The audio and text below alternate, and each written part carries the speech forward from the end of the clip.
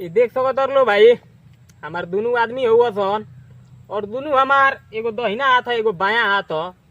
और दोनों भाई जानतर लो महीना दिन से रहा हसन जेल में, चनाबे जेलवा में रहा हसन।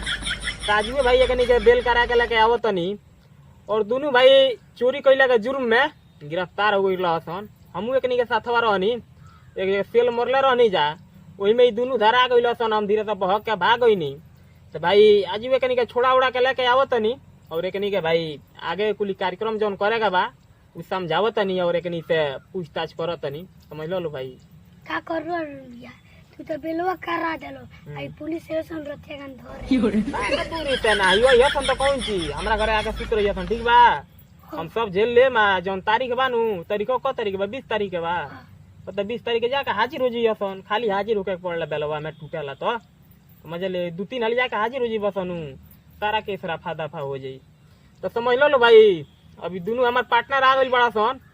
फिर भाई एकदम मिलजुल के हमनी के हल्का मचाए वाला बानी जा।